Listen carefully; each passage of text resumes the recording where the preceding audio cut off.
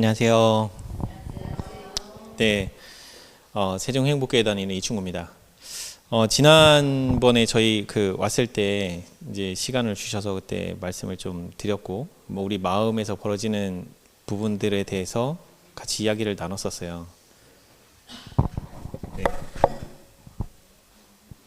네, 근데 이제 이 여러분들과 이제 말씀을 나누면서 지금 한 일주일 지나셨죠? 네, 일주일 지났으니까 어떻게 돼요? 다 기억을 하실 수 있을까요? 잘 못하시죠. 그래서 지난주에 했던 거 잠깐 복습하고, 그 다음에 오늘 여러분들과 함께 같이 나누고자 하는 여러분들의 마음이 진짜 쉼을 누릴 수 있는 그 내용을 가지고 같이 이야기를 나누고자 합니다. 오늘은 여러분들과 이제 함께 이야기를 나눌 내용은 죄책감에 대한 부분들을 좀 나누려고 해요. 이 여러분들이 죄책감을 가지고 어떻게 처리를 하느냐에 따라서 여러분들이 이 신앙생활을 정말 다르게 할 수 있어요. 우리의 신앙생활은 이 죄책감을 어떻게 처리하느냐, 그리고 이 죄책감의 무게가 정말로 내게서 사라지는 걸 경험을 하느냐, 이거를 해보면 여러분들 분명히 스스로가 하나님 살아계시구나 라는 것을 경험하게 되실 거예요. 그리고 내 입으로 자연적으로 고백하게 될 겁니다. 왜냐하면 죄책감이 사라지고 나면 오는 게 뭐냐면 마음에 진짜 평안이 와요. 그걸로 인한 기쁨이 오고 얼굴이 밝아져요. 그러니까 누가 봐도 이 사람은 뭔가 다른 게 느껴져요. 그렇기 때문에 여러분들을 짓누르고 있는 그 죄책감을 처리하는 방법을 오늘 같이 나누고자 합니다. 먼저 지난주에 했던 내용을 기억을 못 하실 거니까 다시 한번 살짝 되짚고 오늘 이 내용으로 넘어가겠습니다. 자, 죄책은 왜 생긴다고 했죠, 그때? 에덴에서 루시퍼가 먼저 타락하고 난 이후에 하나님께서 아담과 하와를 창조하고 난 이후에 아담과 하와가 살고 있는 모습을 보니까 너무 행복하게 살고 있어요. 그러니까 어떻게 해요? 루시퍼의 마음에 시기심이 동하여 그는 그 두 부부를 어떻게 하고 싶었다? 하나님 말씀에 불순종하게 어떻게 해요? 선동한다고 되어 있죠. 그러니까 선동하는 건 결국에는 말로 속이는 거예요. 그래서 이 말로 속이는 이 말을 그가 받아들이면 어떻게 돼요? 그가 그걸 마음에 받아들이면 그걸 믿고 행동을 하게 돼요. 네, 그래서 선동을 한다는 표현을 쓴 거예요. 그래서 불순종하도록 거짓말을 살짝 요거를 제시를 해서 요 거짓말이 더 그럴싸하게 그들의 마음에 받아들여지면 이 사람들이 그거를 싹 받아들였을 때 마음에 뭐가 생겨요? 나중에 결국에는 이게 하나님 말씀에 불순종한 거네 라고 하면서 들어오는 게 뭐예요? 죄책이에요. 그러니까 사단은 결국에 우리에게 뭘 주려고 하는 거예요? 죄책을 주려고 한 거예요. 그러면 죄책을 우리에게 주면 그 다음에 따라오는 게 뭐예요? 죄의 형벌이 따라오는 거예요. 그 형벌은 여러 가지 형태로 나오겠죠. 근데 최종적인 건 뭐예요? 둘째 사망, 영원한 소멸이에요. 소멸. 그래서 아담과 하와가 불순종하게 되고 난 이후에 그들이 바뀐 건 뭐가 바뀌었다고요? 사상은 뭐로 이루어져 있어요? 생각과 감정인데, 감정은 뭐가 지배하고 있어요? 생각이 감정을 지배하고 있다고 지난 시간에 우리 같이 나눴었죠. 그래서 감정에 여러분이 거기에다가 내가 마음을 두면 돼요, 안 돼요? 네, 우리가 정말 중점을 둬야 될 부분은 어디예요? 생각이에요. 내 생각이 잘못되면 나의 감정도 잘못될 것이기 때문에. 그래서 뭐라고 얘기하세요? 마음은 영혼의 원수가 제시하는 모든 주제를 닥치는 대로 생각하도록 버려두어서는 안 된다. 그래서 마음은 충실히 지켜야 된다. 왜 그러냐? 우리가 보고 듣고 맛보고 하는 이 우리 오감을 통해서 죄의 유혹이 더 달콤하게 보이게끔 우리를 유혹만 해서 그거를 붙잡으면 어떻게 되는 거예요?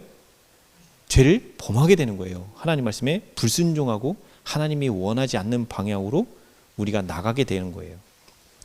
그렇게 되면 우리 마음 가운데 일어나는 게 뭐예요? 죄책이에요. 그래서 우리가 자꾸 우리 오감을 통해서 들어오는 거를 절제하고 인내해야 되는 이유는 우리 안에 뭐가 생겼어요? 아담과 하와가 범죄하고 난 이후에 우리 마음 가운데에 전에 없는 악의 씨앗이 존재해요. 그 악의 씨앗이 뭐예요? 이기심이에요. 이기심. 나를 높이는 정신. 그래서 오늘 죄책감까지 다루고 나면 다음부터는 이제 우리 대쟁투를 좀 진행을 하려고 하고 있어요. 그래서 하늘에서 벌어진 전쟁이 어떻게 시작이 되었고 사단이 하나님을 어떻게 왜곡시켰고 그리고 왜 그렇게 하게 되었는지 그 원인이 무엇이었는지를 살펴보면서 이 십자가 사건은 왜 이루어질 수밖에 없었는지 그리고 하나님께서는 십자가 사건을 통해서 무엇을 드러내고자 하셨는지를 이제 다음 주부터 차근차근 진행하실 거예요. 그래서 오늘은 그 전에 죄책감에 대한 처리부터 진행합니다. 자, 우리가 죄를 범하고 나면 우리 마음 가운데 뭐라고 돼 있어요? 죄인들 자신의 생각이 그의 고소자가 되므로 범죄한 양심의 가책보다 더 심한 고문은 있을 수 없는데 이는 뭐라고요? 죄인에게 밤이나 낮이나 늘 안식을 주지 않기 때문이다. 이게 문제라고 했죠. 그래서 우리 죄인들이 하나님 말씀에 불순종하고 나면 생기는 게 뭐라고요? 죄책. 그 죄책을 가만히 내버려 두면 뭐라고요? 내 자신의 나의 고소자가 돼서 네가 그러고도 지금 하나님 앞에 나간다고? 뻔뻔하지 않아? 야, 너 이미 죄를 이렇게도 져놓고도 네가 어떻게 하나님 앞에 나갈 수 있어? 라고 하면서 내 마음 가운데 계속 나를 누르죠. 그리고 전에 나를 화나게 하거나 성질나게 했던 사람을 갑자기 생각나게 해서 머릿속에 그 생각을 받아들이면 어떻게 돼요? 하면서 열받죠. 네, 마음이 가만히 있질 못해요. 그런 상태에 자꾸 몰아가면 나중에는 어떻게 돼요? 내가 생각하는 이 생각으로 내 감정이 격동이 되고 열받으면 뇌는 우리 몸을 다스리는 모든 곳에 신경을 다 그 연결이 되어져 있기 때문에 이 뇌에서 생각하는 게 잘못되고 감정이 격동이 일어나기 시작하면 온몸의 세포들도 가만히 있지 않아요. 몸이 생각하는 대로, 즉 뇌가 생각하는 대로 그 신경 물질을 전달을 받아서 그거에 맞는 몸의 그 세포의 활동들이 일어나요. 그러면 건강한 방향으로 활동이 일어날까요? 안 좋은 방향으로 활동이 일어날까요? 그래서 여러분들 마음 가운데 죄책감을 처리하는 것을 반드시 이해하고 깨달으시고 우리가 죄책감도 하나님께 갖다 드리고 마음의 평안을 얻을 수 있다는 걸 확인하셔야 돼요. 그래서 오늘은 그걸 확인하는 과정으로 가고자 합니다. 그래서 여기 보면 이거는 이제 먼저 한 번만 더 보고 갈게요. 예수님은 자기가 져야 할 온 세계의 죄의 짐, 곧 율법을 범한 죄책을 지심과 동시에 아버지께서 얼굴을 숨기심으로 인한 영혼의 고뇌도 견디셔야 하였다. 예수님께서 십자가에서 뭘 짊어지셨다고요? 죄책을 짊어지셨다는 거예요. 그렇다는 얘기는 뭐예요? 우리는 지금 인생을 아직 지금 현재 진행형으로 살아가고 있잖아요. 아직 앞으로도 살 거잖아요. 그럼 앞으로도 지을 죄책이 있을 거 아니에요.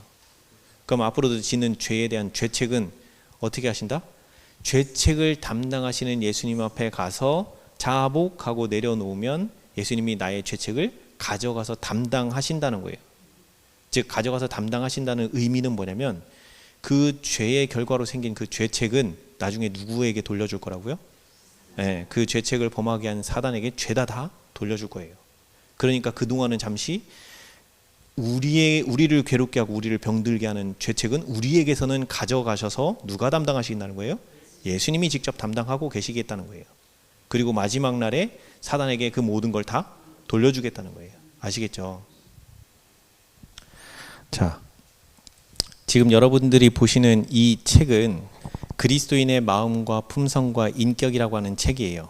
이 책에 48장을 보시면 죄책감에 관련된 그 화해부인의 편지, 그 다음에 잡지, 그 다음에 여기저기 있는 서적들에 나와 있는 죄책감에 관련된 그 단락들을 모아놓은 챕터예요. 그래서 이 부분을 오늘 여러분들과 함께 같이 살펴볼 겁니다. 자, 여기 보시면 이제 잘 안 보이시니까 제가 확대를 해드릴게요. 자, 죄책감은 생명력을 해친다고, 이 글자 보이시죠? 네, 죄책감은 생명력을 해친다고 나와 있어요. 그죠?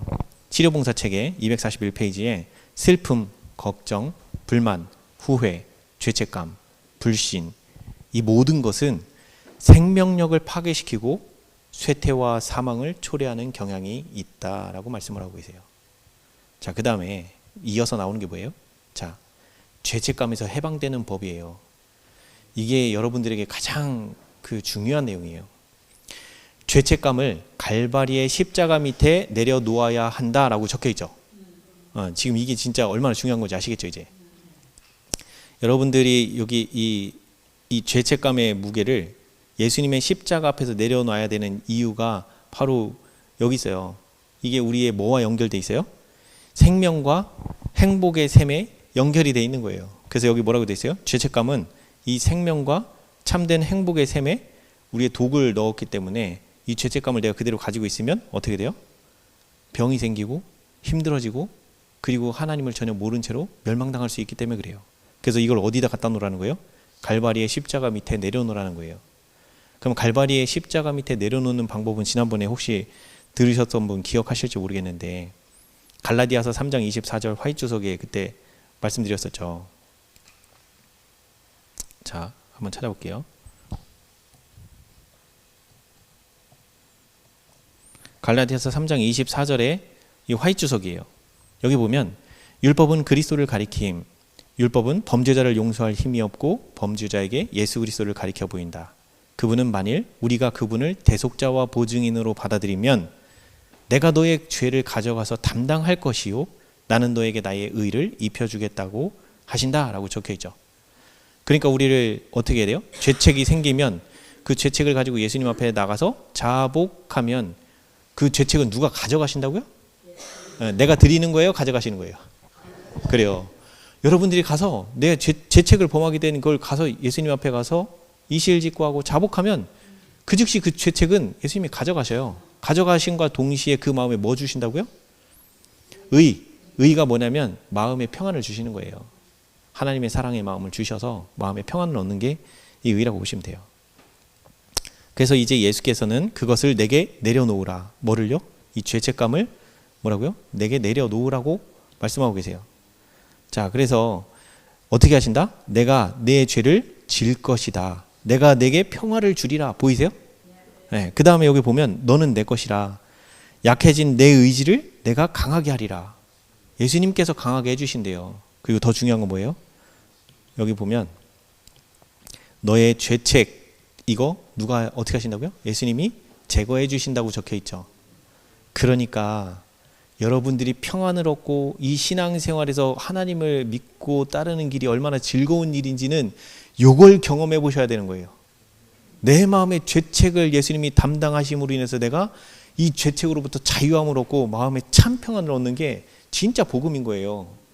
여기 계신 여러분들에게 이게 복음이 되고 이게 나의 병을 낫게 하는데 유일한 길이에요, 길. 그래서 예수님의 이 도와주심으로 인해서 죄책감이 내게서 사라지는 걸 통해서 하나님이 살아계시다는 것을 내가 증거할 수 있어요. 한 번도 죄책감에서 자유해 본 적이 없었잖아요. 근데 이 자유함을 진짜 맛보고 나면 하루 종일 감사해요. 하루 종일. 감사하고 감사할 게 너무 넘쳐요. 이걸 경험해 보셔야 돼요. 그래서 신앙은 뭐 해야 된다고요? 반드시 경험하고 체험해 보셔야 돼요.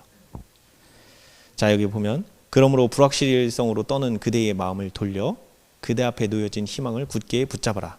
자, 여기 보면 중요한 말씀이 있어요. 불확실성으로 떠는 그대의 마음이라고 적혀 있죠. 왜 불확실한 마음으로 떨까요?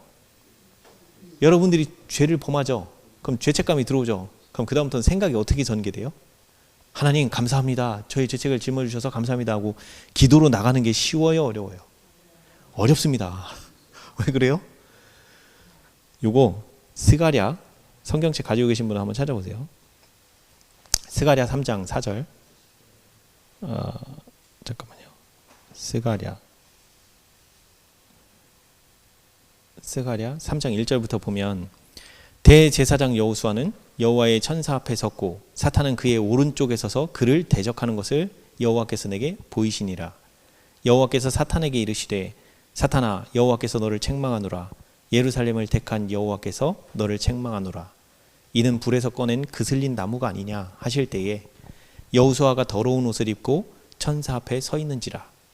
여호와께서 자기 앞에 선 자들에게 명령하사 그 더러운 옷을 벗기라 하시고 또 여호수아에게 이르시되 내가 네 죄악을 제거하여 버렸으니 내게 아름다운 옷을 입히리라 하시기로 내가 말하되 정결한 관을 그의 머리에 씌우소서 하매 곧 정결한 관을 그 머리에 씌우며 옷을 입히고 여호와의 천사는 곁에 섰더라.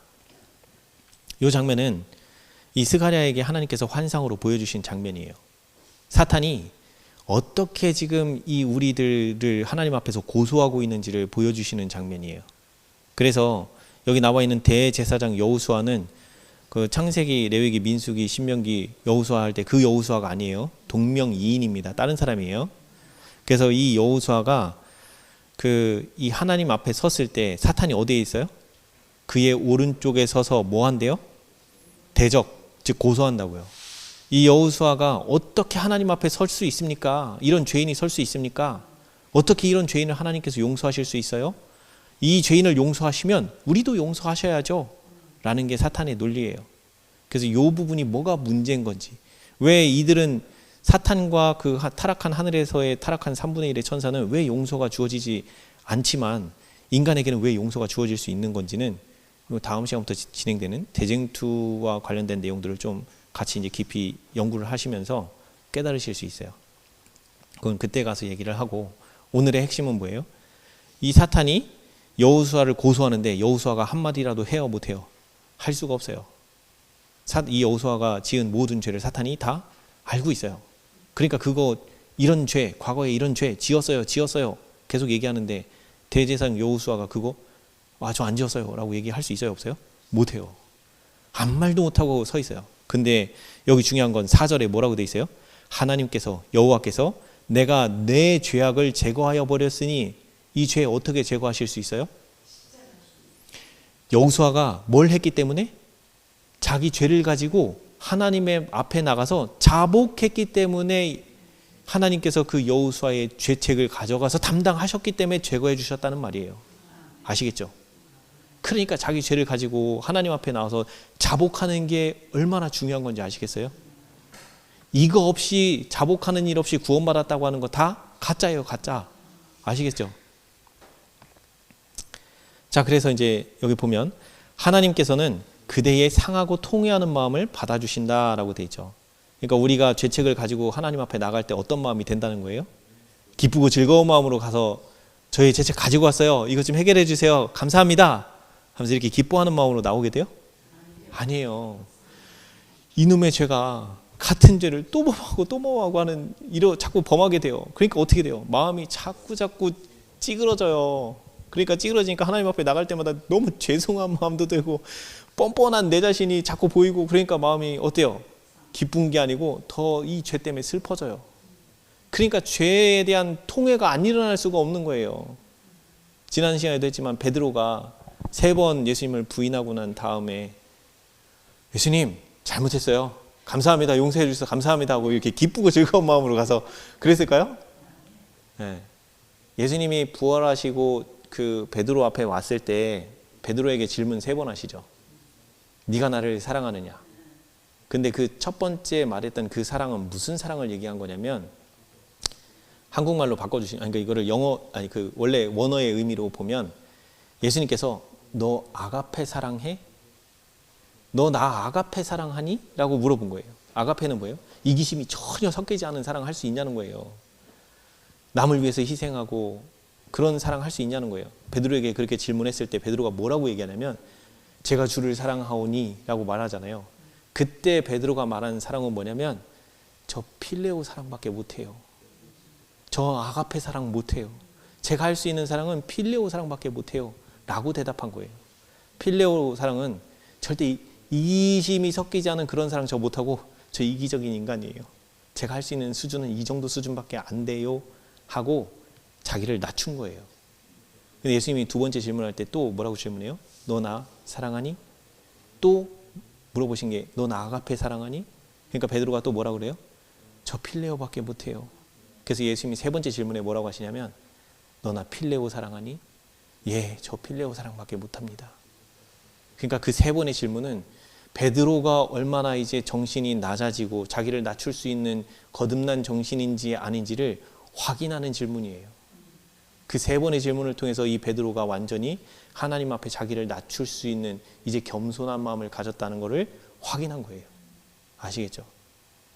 그래서 여러분들이 이제 오늘 이 죄책감에 대한 이 부분을 보시면 먼저는 사실은 내가 어떤 죄인인지를 먼저 깨닫는 게 우선이에요.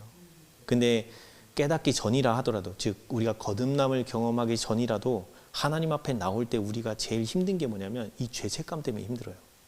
그래서 하나님께서는 거듭나기 전이라 할지라도 우리가 하나님께 이 죄책감을 가지고 나오면 하나님께서 마음의 평안을 주시고 죄책감 가져가시는 거 해주시겠다는 거예요. 거듭남과 상관없이. 그런데 그런 걸 자꾸 경험해보면 이제 무슨 일이 벌어져요? 드디어 내 죄가 점점 크게 보이고 어느 순간 내 죄 때문에 압도당하는 그런 상황이 벌어져요. 아, 내가 죄 앞에 이렇게 연약한 존재구나. 그 베드로의 경험같이. 그런 경험을 하고 나면 그 다음부터는 이렇게 내 마음을 바꿔주시고 내 죄에서 자유하게 해주시는 이 하나님이 너무 감사한 하나님이라는 걸 이제 깊이 자각하게 돼요.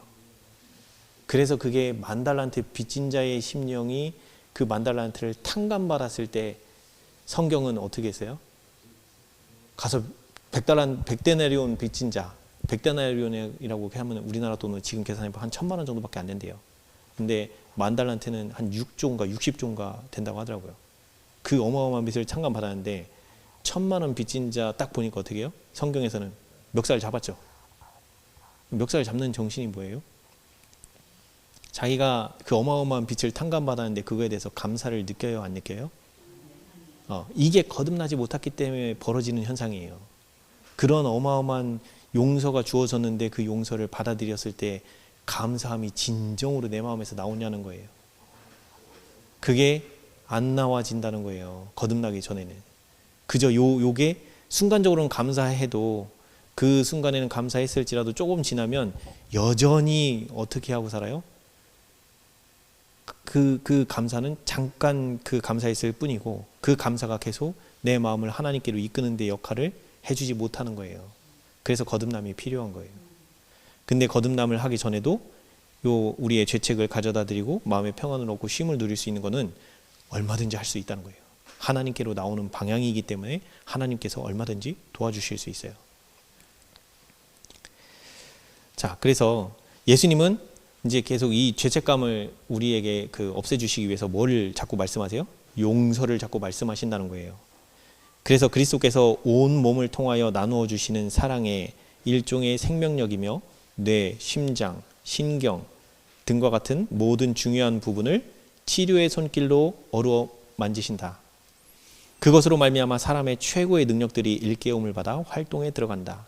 이것은 생명력을 파멸시키는 죄책감과 슬픔, 근심과 걱정에서 심령을 뭐 한다고요? 해방시켜준다. 그것은 아울러 뭘 준다고요? 평온과 안정이 온다. 그래서 예수님을 믿고 죄책감이 우리 마음 가운데서 사라지고 난 이후에 오는 마음의 변화는 이거예요. 우리가 죄책감으로부터 자유함을 얻고 마음의 평온과 안정이 왔을 때 우리의 얼굴은 펴지고 기쁘고 나의 입 밖으로 어떤 말이 나가요? 부드러운 말들이 나가게 돼요. 그래서 그것은 세상의 그 어떤 것도 파괴할 수 없는 기쁨, 곧 뭐라고요? 성령 안에 있는 기쁨, 건강을 주고 생명을 주는 기쁨을 심령 속에 심어준다. 그래서 우리가 성령과 함께 한다는 거 하는 것에는 반드시 뭔 증거가 남아요? 마음의 평안과 안정이 있음을 알게 돼요. 이걸 경험해 본 사람들은 그걸 경험할 거예요. 그러니까 내 마음이 죄책감에 더 이상 짓눌리지 않고 죄로부터 자유함을 얻었을 때 어떻게 된다는 거예요? 내 마음은 기쁘고 그 안에 성령께서 내 마음에 함께 하신다는 거예요.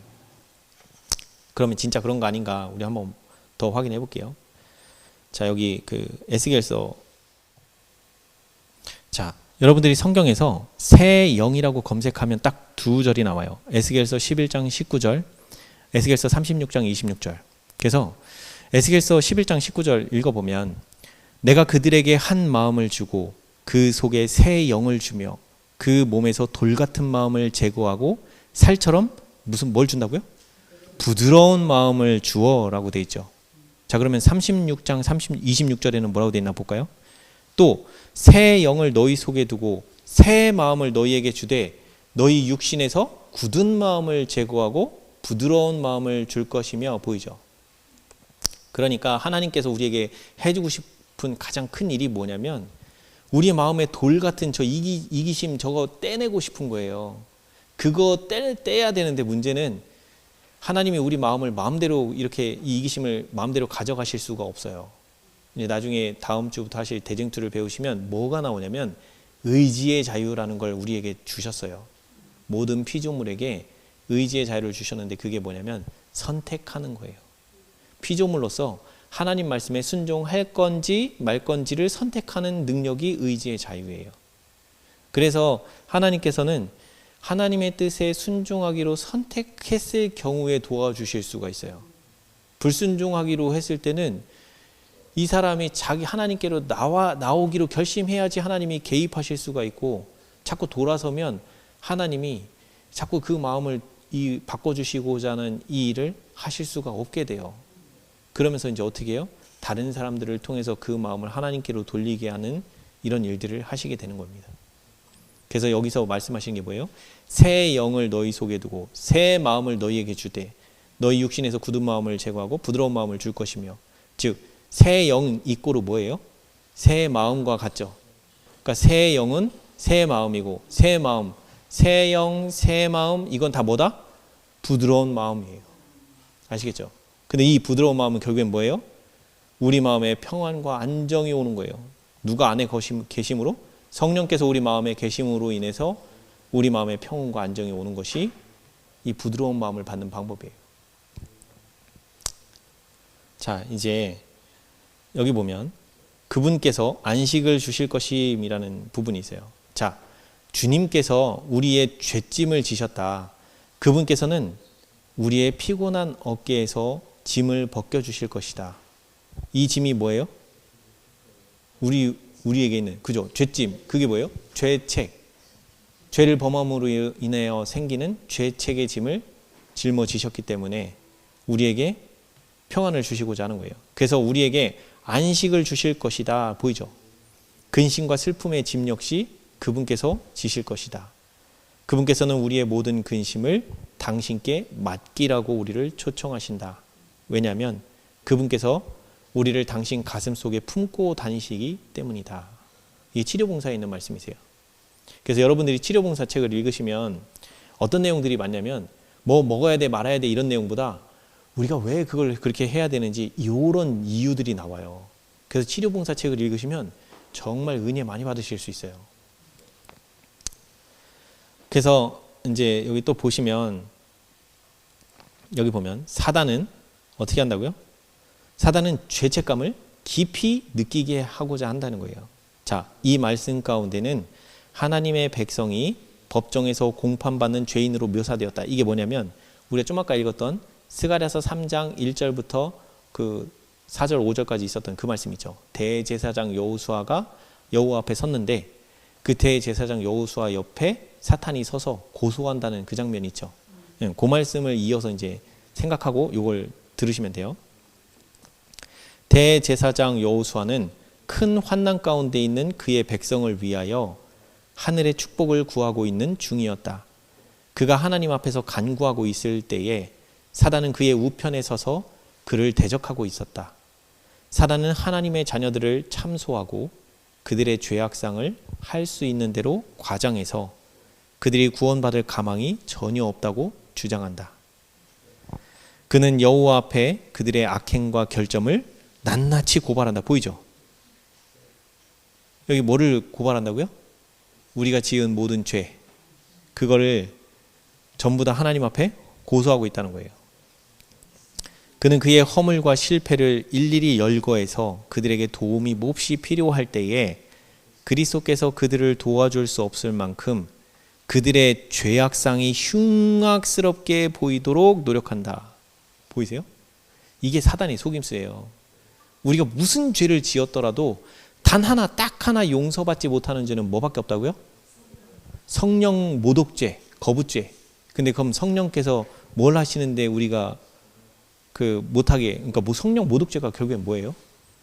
성령께서는 우리의 마음에 내 죄를 생각나게 하시고 내가 죄인이라는 사실을 깨닫게 하시기 위해서 하나님의 사랑을 보여주시는데, 하나님의 사랑을 보면 그렇게 하지 못하는 나의 죄가 자동적으로 비춰진다고 말씀드렸죠.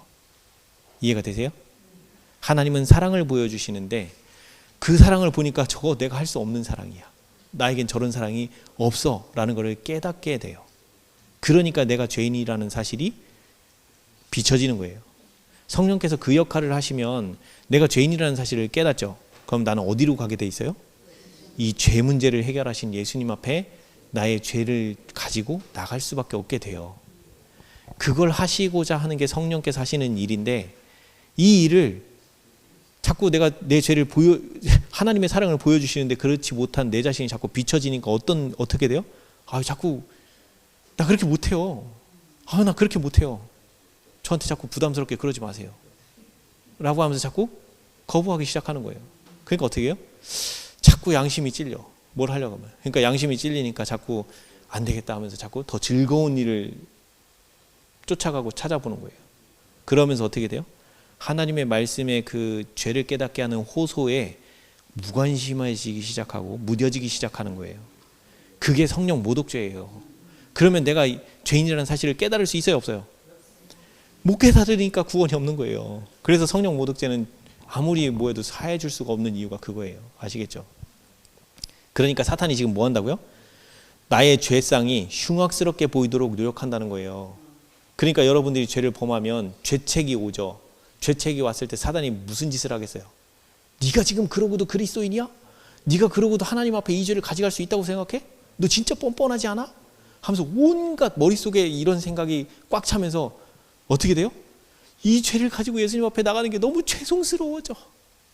이러면 문제가 생기는 거예요. 아시겠죠? 죄송스럽더라도 여러분 뭐 하셔야 돼요?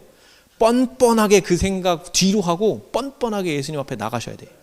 뻔뻔하게 나가셔서 저 죄인 맞아요 하고 인정하는 거예요. 그러면 사단도 어떻게 할 방법이 없어요. 그렇게 하면 하나님이 어떻게 해요? 엄청 기뻐하셔요. 어이구 그래 왔구나. 어이구 그래 왔구나. 이리 와. 내가 너를 쉬게 해줄게. 그러면서 내가 너를 죄책을 가져가시고 내가 너의 마음에 평안을 줄게. 요거 경험하는 게 신앙생활이에요. 아시겠죠? 그러니까 여기 어떻게 해요? 하나님의 백성을 대표하는 여호수아는 누추한 옷을 입은 정죄받은 죄인으로 서 있었다. 그의 백성의 죄를 잘 아는 여호수아는 낙담하고 있었다. 이게 우리가 하나님 앞에 가서 나의 죄책을 내려놓지 못하면 벌어지는 거예요. 뭐 어떻게 된다고요? 낙담한다고요. 절망한다고요. 그 상태에서 계속 땅굴 파고 저 지하 밑에까지 들어가실 거예요. 그렇게 들어가기 전에 빨리 죄책 가지고 예수님 앞에 나와서 용서함 받고 쉼을 누리라는 거예요. 그럼 마음에 평안이 일어나고 저 땅굴 파고 지하 공사 안 해도 돼요. 그 돈 많이 들어가는 거 안 해도 돼요. 아시겠죠? 그래서 사단은 죄에 대한 가책을 절실히 느끼도록 그의 심령을 짓눌러서 보이세요? 그러니까 사단의 유일한 우리에게 공격 목표는 뭐냐면 우리가 느끼는 죄책을 적극적으로 활용하고 있는 거 보이시죠? 그럼 우리는 어떻게 해야 돼요? 적극적으로 죄책이 생길 때마다 잽싸게 예수님한테 빨리빨리 가야 돼요. 쉽진 않습니다. 실제 해보면. 왜? 아까 제가 뭐라고 했어요? 뻔뻔하니 뭐 어쩌니 하면서 마음속에 별 생각 다 들어요. 이게 나를 예수님께 바로 가져가는 데 있어서 최대 걸림돌이에요. 근데 자아가 깨지고 부서지잖아요. 가져가기 쉬워요. 왜? 나 죄인이라는 거 늘 깨닫고 있거든요. 아유, 주님, 저 죄인이에요. 뭐 이런 이기심이 제 안에 이렇게 가득해요. 제가 이런 말 했는데 너무 이기적이고 저 사람 미워하는 정신이 이런 동기가 깔려 있었네요. 하나님, 제가 이런 죄인입니다. 그런데 이런 나를 용서하셨다니요. 너무 참 놀라운 말씀이세요. 이런 생각이 늘 마음 가운데 되뇌어지는 거예요. 그럴지라도 여호수아는 자기를 대적하는 사단이 있는 곳에 뭐라고요? 간구자로 선다. 왜? 하나님께서 어떻게 하신다고요? 용서하시는 분이기 때문에. 마음에 평안을 주시고 안식을 주시는 분이기 때문에. 그러니까 이 여호수아가 여기 간구자로, 사단이 자기를 고소함에도 그 간구자로 서 있을 수 있는 이유는 뭐예요? 이 여호수아는 하나님이 주시는 평안을 맛보고 경험했기 때문에, 알기 때문에 물러서지 않는 거예요. 아시겠죠? 이게 중요한 거예요. 그래서 우리가 이제 시간이 여유롭지는 않지만 아직 조금 시간이 있네요. 자, 여기 보면 위기를 통해 자주 능력의 원천 되시는 분을 주목하게 됨이라는 주제에 보면 하나님께서는 사람들에게 그들의 약점을 보여주시고 능력의 원천을 알려주시기 위하여 위기를 허락하신다 보이세요? 자, 하나님께서 우리가 베드로전서 4장 21절인가요? 한번 찾아볼게요. 자, 베드로전서 4장 잠깐만요. 후서였나? 아이고 잠시만요. 불시험. 그렇죠. 네, 맞습니다. 그 4장 12절이네요. 사랑하는 자들아, 너희를 연단하려고 오는 불시험을 이상한 일 당하는 것 같이 이상히 여기지 말고 오히려 너희가 그리스도의 고난에 참여하는 것으로 즐거워하라. 이는 그의 영광을 나타내실 때에 너희로 즐거워하고 기뻐하게 하려 함이라 라고 말씀하세요. 자, 베드로가 말한 이 불시험이 왜 주어진다고요? 하나님께서는 사람들에게 그들의 약점을 보여주시고 능력의 원천을 알려주시기 위하여 뭐한다? 위기를 허락하신다는 거예요.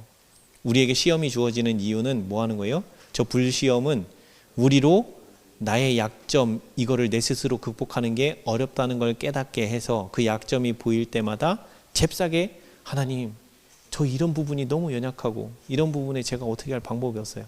하나님, 제가 이 약점을 하나님의 의지하여 극복할 수 있도록 도와주세요.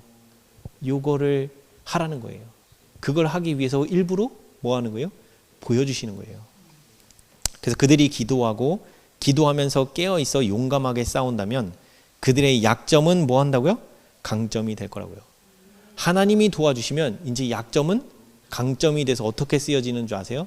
하나님인 사업에 기가 막히게 사용이 되네요. 대표적인 게 뭐냐면 제가 하나님께로 나오는 데 있어서 넘어지고 깨지고 부서지고 하면서 완전히 자아가 깨지는 지점까지 갈 동안 겪었던 모든 실패와 좌절, 이게요 전도할 때 기가 막히게 쓰입니다. 왜요? 이 경험 누구나 다 하거든요. 근데 그런 거 해봤어요? 지금 넘어졌어요? 절망하세요? 이거 원래 그렇게 지나가는 과정이에요. 저도 겪었어요. 근데 그럴 때 이런 생각이 들 때 이때 하나님께 기도하셔야 돼요. 그래서 이 절망감에서 나올 수 있어요. 알려줄 수 있어요. 아시겠죠? 그래서 여러분들이 신앙생활에서 실패하고 좌절하고 낙담할 수 있어요. 근데 그건 후에 전도용으로 기가 막히게 쓰인다는 거예요. 아시겠죠? 그래서 약점은 강점으로 쓰인다. 그래서 하나님께서는 우리의 모든 거를 반전으로 사용하셔서 하나님 사업에 기가 막힌 그 도구가 되도록 쓰신다는 거예요. 그래서 여기 보면 야곱의 경험에는 많은 귀중한 교훈이 담겨 있다. 하나님께서는 야곱에게 승리를 그 자력으로는 결코 얻을 수 없다는 것과 위로부터 능력을 얻기 위하여 하나님과 더불어 씨름해야 한다는 것을 가르치셨다. 여기 보이죠? 야곱이 뭐 해야 된다고요?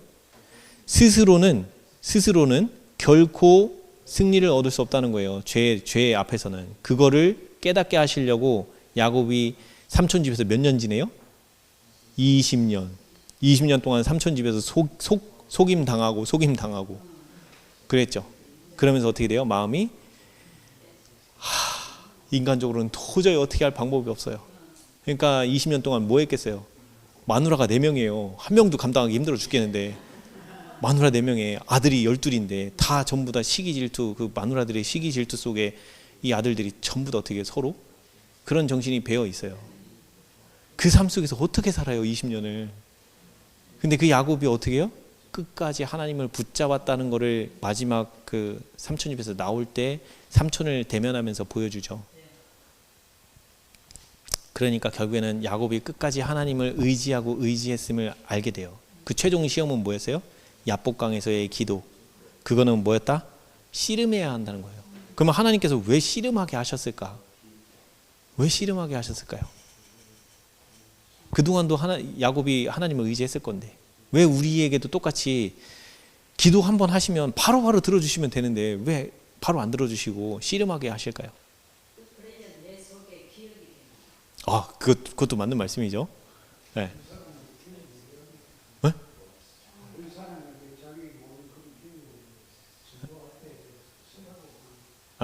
네, 그것도 있겠죠. 네, 씨름해야 되는 이유는 뭐냐면 우리가 너무 쉽게 잊어요. 쉽게 하나님이 도와주시죠. 쉽게 까먹고 또 돌아서고. 그런데 죄의 쓰라린 경험들을 자꾸 하면서 그 쓰라린 가운데서 하나님의 도와주심을 간절히 빌 때 두 가지 효과가 있어요. 첫 번째는 이 사람에게 인내력을 기를 수 있는 계기가 되기도 하고요. 또 두 번째는 하늘 온 우주 거민과 천사들도 이 야곱이 하나님을 믿는 믿음이 얼마나 굳센지를 볼 수 있어요. 그래서 야곱 측면에서도 이득이지만 보는, 야곱을 지켜보는 모든 사람이 봐도 이 사람이 하나님을 절대적으로 의지하고 있다는 게 보여져요. 그리고 우리가 쉽게 망각하지 않을 수 있어요. 자, 그래서 여기 보면 그리스도의 은혜를 기억하라. 자, 이제 이 죄책감을 극복하는 데 있어서 가장 필요한 총알이에요. 총알. 여러분들이 가장 그 사단을 대적할 수 있는 무기.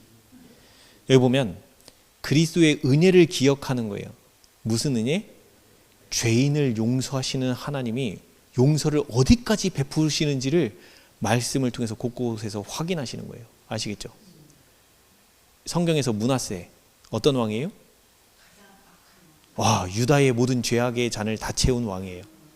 모든 유다가 멸망하는 데에 있어서 아주 결정적인 역할을 한 게 므낫세예요. 근데 므낫세가 어떻게 돼요? 회개했어요. 열왕기에는 안 나와요. 역대하 33장에 가면 이 므낫세가 하나님 앞에 회개했고 하나님에 의해서 다시 유다의 왕으로 돌아갔고, 그러므로 이 므낫세에 의해서 요시야 왕이 하나님을 섬기는 데 결정적인 역할을 한 게 이 므낫세예요.